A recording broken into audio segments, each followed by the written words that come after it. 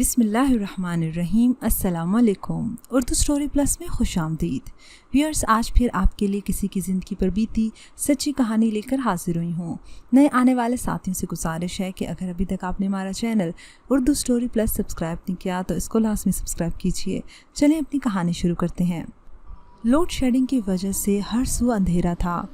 गांव में सिर्फ अभी चौधरी साहब के घर ही यूपीएस लगा हुआ था। बाकी घरों में अभी तक लालटेन या मोमबत्ती से काम चला लिया जाता था। मुश्ताक सर्दी के बायस बिस्तर में दबक गया। साथ ही इसका 3 साला बेटा उस्मान इसकी बगल में घुसा कहानी सुनाने की जिद कर रहा था। इसकी बीवी सबा भी फारिग होकर अपनी चारपाई पर जा लेटी थी। बस कर उस्मान, अपने अब्बा को तंग ना कर, अब मैं सुनाती हूँ तुझे कहानी। सबा ने उस्मान को भिलाकर अपने पास बुलाने की आखिरी कोशिश की। नहीं, मुझे अब्बा से कहानी सुननी है बस। इस डर से कि कहीं इसकी माँ इसे उठाकर अपने पास न ले जाए, वो ज़िद्दी लहजे में कहता हुआ मुश्ताक से और भी ज़्यादा लिपट कर लेट गया। या अल्लाह, आज तो सर्दी की इंतहा हो गई है, सबा ने कपकपाते लहजे में कहते हुए लिहाफ को अच्छी तरह अपने गिर्द लपेट लिया। फिर भी सर्दी महसूस हो रही थी तो इसने सर भी लिहाफ में कर लिया। मुश्ताक ने उस्मान को कहानी सुनाना शुरू कर दी और वो हमेशा की तरह कहानी के हर फिक्रे पर सवालात करने लगा। सबा कुछ देर बाप बेटे की बातें सुनती रही, फिर नींद की वादी में उतरती चली गई। लिहाफ की गर्मी, बाप का प्यार और शफकत भरी पनाह में आकर उस्मान भी ज़्यादा देर नींद से जाग न सका। इसकी तरफ से कोई सवाल ना होने पर मुश्ताक खामोश हो गया। इसने मुस्कुराते हुए उस्मान के माथे को चूमा और फिर खुद भी सोने का इरादा करते हुए आंखें बंद कर लीं। तीनों नफूस गहरी नींद में थे जब अचानक बैरूनी दरवाजे पर ज़ोर ज़ोर से दस्तक होने लगी। इलाही, खैर इस वक्त कौन आ गया? सबा परेशान सी कहती हुई बेख्तियार बिस्तर से उठ बैठी। मुश्ताक भी जाग चुका था। इतने में एक बार फिर दस्तक होने लगी। सो जा तू, मैं जाकर देखता हूँ। मुश्ताक चादर लपेटता बाहर की तरफ लपका। जाते जाते इसने मेज़ पर रखी टॉर्च भी उठा ली। ज़रा ध्यान से, सबा की फ़िक्र में कोई कमी नहीं आई थी। वो अभी तक चारपाई पर बैठी हुई थी, बल्कि इसका दिल कर रहा था कि वो भी मुश्ताक के साथ बाहर जाकर देखे कि इतनी रात को कौन आया है। मगर वो जानती थी मुश्ताक को इसका इस तरह इतना परेशान होना बुरा लगेगा, इसीलिए वहीं बैठकर मुश्ताक की वापसी का इंतज़ार करने लगी। टॉर्च की रोशनी में मुश्ताक दरवाजे की तरफ जा रहा था। जाने इसके दिल में क्या समाई कि इसने साइड पर पड़ी हुई कुल्हाड़ी उठाकर मजबूती से दाएं हाथ में पकड़ ली। मुल्क की हालात का तकाजा था कि मोहतात रहा जाए।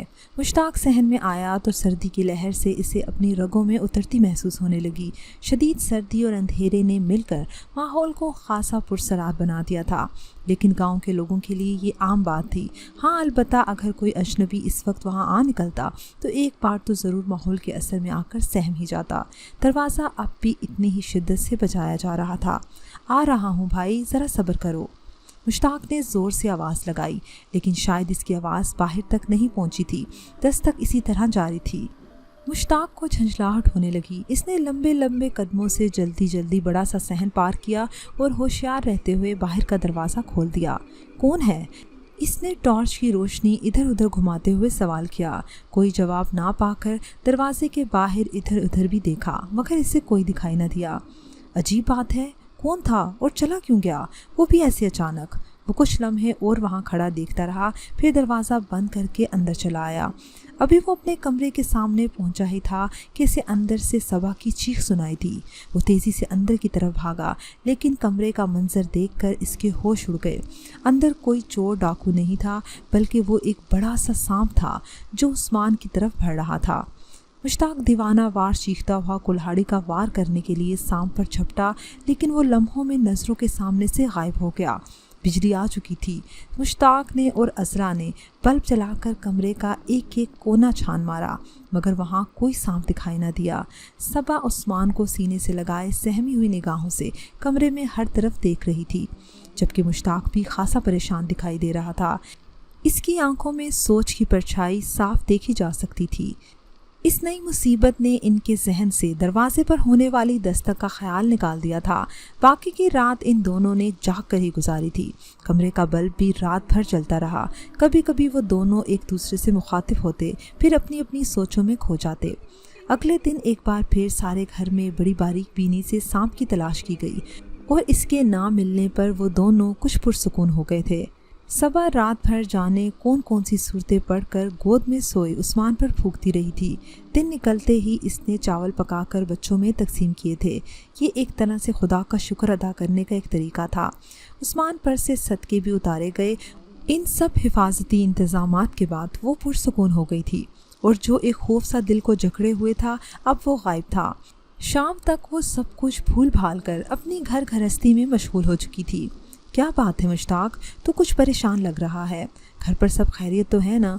अगले दिन खेतों में दोपहर का खाना खाते वक्त दीन मोहम्मद इससे पूछे बिना न रह सका। दीन मोहम्मद इसका बचपन का दोस्त था। दीन मोहम्मद के बार बार पूछने पर मुश्ताक ने इसको रात का किस्सा सुना डाला। अजीब बात है, इतनी सर्दी में सांप निकलते तो नहीं है वैसे, और फिर इस तरह इसका गायब हो जाना। दीन मोहम्मद भी हैरान था। इससे भी ज़्यादा अजीब बात यह है दीन मोहम्मद कि इससे पहले एक और सांप भी निकला था मेरे घर से। इसे भी मैंने उस्मान के पास देखा था। मुश्ताक ने मज़ीद बताया। ये कितने दिन पहले की बात है? दीन मोहम्मद ने चौंकते हुए दरियाफ्त किया। हफ्ता हो चुका है इस बात को। तेरी भाभी ने मुझे सवेरे घर का कुछ ज़रूरी सामान लाने के लिए कहा था। मैं पहले खेतों पर रहा और जब सूरज निकल आया तो सोचा जाकर घर सामान दे आऊँ। मैं सामान लेकर घर पहुँचा तो उस्मान की माँ सहन में कपड़े धो रही थी। मैंने उस्मान के बारे में पूछा तो बोली कमरे में खेल रहा है। मैंने सोचा उस्मान के लिए जो मिठाई लाया हूँ जाकर ख़ुद से दे देता हूँ, बहुत खुश हो जाएगा। यही सोचकर मैं अंदर गया और मैंने देखा कि उस्मान मूड़े पर बैठा है, टीवी पर कार्टून लगे हैं और इन्हीं को देखने में मगन है, और इसके मूड़े के दाएं तरफ एक सांप था। उस्मान को शायद इसकी मौजूदगी की खबर भी ना थी। मैंने बरामदे में पड़ा डंडा इस सांप को दे मारा। खुदा का शुक्र है मैं वक्त पर पहुंच गया, वरना जाने क्या हो जाता। और परसों रात फिर एक और सांप, और वो सांप भी उस्मान की चारपाई की तरफ ही जा रहा था। मैं तो बहुत परेशान हो गया हूँ, ना जाने ये क्या माजरा है। मुश्ताक वाकई बहुत परेशान था। फिक्र न कर मुश्ताक, इत्तेफाक भी हो जाता है ना दुनिया में। तू मालिक का शुक्र अदा कर जिसने दोनों बार उस्मान को बचा लिया। दीन मोहम्मद भी ये सब कुछ सुनकर बहुत परेशान हो गया था, लेकिन इसने मुश्ताक को तसल्ली देना ज़रूरी समझा। हाँ, मैं भी यही सोच रहा था, अगर मैं दरवाज़ा बजने पर ना उठता तो वो शायद सोते में ही इसने आगे के मंजर के तसव्वुर करके ही मुश्ताक का दिल लरस कर रह गया था। तुझे पता चला कौन आया था इस रात दरवाजे पर? दीन मोहम्मद के सवाल पर मुश्ताक का जहन इस बात की तरफ गया जिसे वो मुकम्मल तौर पर फरामोश कर चुका था। ये तो मालूम ना हो सका कि वो कौन था। तुमने किसी से पूछा भी नहीं? दीन मोहम्मद ने मज़ीद पूछा। नहीं यार, मुझे तो ख्याल ही नहीं रहा इस बात का। मैं आज मालूम करता हूँ कि कौन आया था इस रात। खाना कब का ख़त्म हो चुका था, बल्कि इसके बाद दोनों हुक्के के कई कश भी लगा चुके थे। अब फिर से दोनों काम करने के लिए तैयार थे। खेतों से वापस आते वक्त मुश्ताक और दीन मोहम्मद ने कई जगह पर लोगों से बातों बातों में जानने की कोशिश की कि उस रात मुश्ताक के घर कोई आया था, मगर इन्हें हर तरफ से इनकार ही सुनने को मिला। मैं तुझे परेशान नहीं करना चाहता मुश्ताक, लेकिन मुझे ये मामला कुछ और ही लग रहा है। घर की तरफ जाते हुए दीन मोहम्मद ने मुश्ताक से कहा। क्या मतलब है तेरा? देख मुश्ताक, पहली बात तो ये कि तेरा घर गांव के बिल्कुल कोने में है, यानी गांव के बाकी घरों के काफ़ी हटकर है। ऐसे में अगर गांव में किसी को रात को इस टाइम कोई ज़रूरत भी होती है तो वो अपने इर्द गिर्द के घरों में जाता, ना कि इतनी दूर तेरे घर जाता। और फिर फ़र्ज़ करो किसी वजह से चला भी जाता तो तुझसे बात किए बिना वापस क्यों चला जाता? दीन मोहम्मद की बात ने मुश्ताक को भी सोच में डाल दिया, लेकिन इसे अब भी दस्तक और सांप के दरमियान कोई ताल्लुक दिखाई न दे पा रहा था। इसके बाद कई सारे दिन यूं ही गुजरते चले गए। मुश्ताक और सबा भी इस बात को भूल भाल गए, लेकिन अचानक एक दिन फिर ऐसा वाक़या हुआ कि वो भूली हुई बात फिर से सवालिया निशान की सूरत में इनके जहन में खौफ फैलाने लगी। सुबह सवेरे मुश्ताक खेतों में जाने के लिए निकल पड़ा। सबा भैंसों का दूध धोकर फारिग हो चुकी थी। दूध की बाल्टी साइड पर रखते हुए इसकी नज़र सहन की तरफ उठी थी और फिर वहीं जम कर रह गई थी। सहन में बड़ा सा सांप रेंगता हुआ उस्मान के कमरे की तरफ जा रहा था। सबा ने चाहा कि वो भागकर उस्मान के पास पहुंचे, लेकिन खौफ की शिद्दत से इसके कदमों को ज़मीन ने जकड़ कर रख दिया था। फिर एक अजीब बात हुई। सबा के देखते ही देखते वो सांप वहाँ से गायब हो गया। इसके गायब होते ही सबा जैसे किसी शहर से आज़ाद हो गई थी और वो बेताबी से इस तरफ भागी, मगर सांप का कोई अता पता न था। कमरे में उस्मान मीठी नींद के मज़े ले रहा था। सबा ने फ़ौरन ही मुश्ताक को बुला लिया। मुश्ताक ने बहुत समझाया कि वो सांप कोई हकीकत नहीं था, बल्कि इसका वहम था। जो इसके खौफ की वजह से इसे हकीकत बनकर दिखाई दिया था। मगर सबा ये सब मानने को तैयार न हुई। एक बार फिर सांप की तलाश की गई मगर ला हासिल। दोस्तों के मशवरे से सपेरे को भी बुलाया गया मगर सांप ना मिलना था ना मिला। इसके बाद तो ये जैसे मामूल ही बन गया। कभी सबा को कभी मुश्ताक को घर में जगह जगह सांप दिखाई देता और लम्हों में गायब हो जाता। दोनों इस सूरत हाल से बहुत ज़्यादा परेशान थे। आखिर दीन मोहम्मद के जोर देने पर मुश्ताक इसके साथ एक बाबा जी के पास जाने के लिए तैयार हो गया, जिसका दीन मोहम्मद पहले भी कई बार जिक्र कर चुका था। मगर मुश्ताक इन सब चक्रों में नहीं पड़ना चाहता था। वो ज़्यादा पढ़ा लिखा नहीं था मगर इतना जानता था कि बहुत से लोग अल्लाह वालों का भेस भर के लोगों को बेवकूफ़ बनाते फिरते हैं। लेकिन अब वो इस कदर परेशान हो चुका था कि कोई रास्ता ना पाकर दीन मोहम्मद के साथ चल पड़ा था। उस्मान और सबा भी इनके साथ थे। 2 घंटे के इंतज़ार के बाद जिस वक्त वो बाबा जी के हुजरे में दाखिल हुए दोपहर ढल रही थी। हवा में खंकी महसूस होने लगी थी। दीन मोहम्मद बाहर ही ठहर गया था। वो दोनों मियाँ बीवी उस्मान को उठाए हुए अंदर दाखिल हुए तो बाबा जी के अल्फाज ने इन्हें हैरत में डाल दिया था, जो होंठों पर पुरशफ़क़त मुस्कुराहट लिए इनसे मुखातिब थे। आगे मैं तुम लोगों का कब से मुंतज़िर था, आओ बैठो। वो दोनों हैरान होते फर्श पर बिछी सफ़ेद चादर पर बैठ गए। उस्मान गर्दन घुमा घुमा कर दिलचस्पी से हुजरे को देख रहा था, जबकि वो दोनों मियाँ बीवी अकीदत और हैरत भरी नज़रों से बाबा जी को देख रहे थे। बाबा जी, ये हमारा बेटा है उस्मान। और बाबा जी ने मुश्ताक की बात दरमियान से ही उचक ली। जानता हूँ बेटा, सब जानता हूँ। तुम्हारा मुकदमा तो कब से मेरे पास आया हुआ है। ज़रा सब्र करो, दूसरा फरीक भी आ जाए तो बात करते हैं। बाबा जी की बात पर सबा और मुश्ताक नासमझी की कैफियत में एक दूसरे को देखने लगे। इनकी आंखें एक दूसरे से सवाल जवाब कर रही थी मगर लब खामोश थे। बाबा जी आंखें बंद किए बैठे थे। इनके लब हल्के हल्के हिल रहे थे और हाथों में थामी तस्बीह के दाने एक एक करके उंगलियों के दरमियान फिसलते जा रहे थे। ऐसे ही तकरीबन 5 मिनट गुजर गए।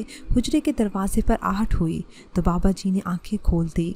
सबा और मुश्ताक भी इस तरफ मुतवज्जा हो गए, जबकि उस्मान अब खेल में मगन हो चुका था। लम्हा भर बाद हुजरे में जो दाखिल हुआ, इसे देखकर खौफ से दोनों मियाँ बीवी की आंखें खौफ से फटने लगी थी।